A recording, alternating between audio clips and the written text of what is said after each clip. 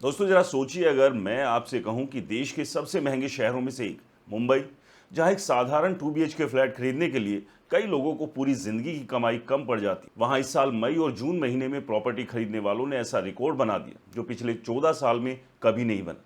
तो क्या आप यकीन करेंगे? और अगर मैं आपसे ये भी कहूं कि जिस समय सोशल मीडिया पर लोग ये शिकायत कर रहे हैं कि घर खरीदना अब मिडिल क्लास के बस की बात नहीं रही, उसी समय हजारों लोग करोड़ों रुपए की प्रॉपर्टी खरीद रहे हैं। तो क्या ये विरोधाभास आपको हैरान नहीं करता?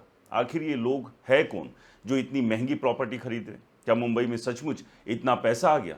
क्या कोई बड़ा निवेश खेल चल रहा है, या फिर लोग इस डर से घर खरीद रहे हैं कि अगर आज नहीं खरीदा तो कल और महंगा हो जाएगा? और सबसे बड़ा सवाल, क्या मुंबई का रियल एस्टेट बाजार वास्तव में बूम कर रहा है, या फिर ये एक ऐसे बबल की तरफ बढ़ रहा है जो कभी भी फूट सकता है? दोस्तों आज के इस वीडियो में मैं आंकड़ों, रिपोर्ट्स और ज़मीनी हकीकत के आधार पर समझाने की कोशिश करूंगा कि आखिर मुंबई में रिकॉर्ड तोड़ प्रॉपर्टी बिक्री के पीछे की असली कहानी क्या है। क्योंकि जो कहानी ऊपर से दिखाई दे रही, तो उसके पीछे कई ऐसी परतें हैं जिन्हें जानना हर खरीदार, इन्वेस्टर और आम नागरिक के लिए बेहद ज़रूरी है। तो शुरुआत करते हैं सबसे बड़े आंकड़े से। अलग अलग मीडिया सोर्सेज के अनुसार मई 2026 में मुंबई शहर में लगभग 12,315 प्रॉपर्टी रजिस्ट्रेशन दर्ज किए गए। ये आंकड़ा पिछले 14 सालों में मई महीने का सबसे ऊंचा स्तर माना जा रहा है। इकोनॉमिक टाइम्स और कई रियल एस्टेट रिपोर्ट्स के अनुसार ये संख्या पिछले साल की तुलना में लगभग 7% अधिक रही।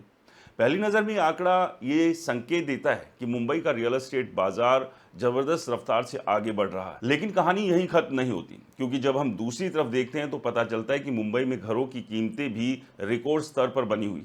कई इलाकों में पिछले कुछ सालों के दौरान कीमतों में 20 से 50% तक की बढ़ोतरी दर्ज की गई। ऐसे में सवाल उठता है कि आखिर इतनी महंगी प्रॉपर्टी खरीद कौन रहा है? दोस्तों अगर आप सोच रहे हैं ये खरीदारी मुख्य रूप से मिडिल क्लास परिवार कर रहे हैं, तो तस्वीर उससे कहीं ज़्यादा मुश्किल है।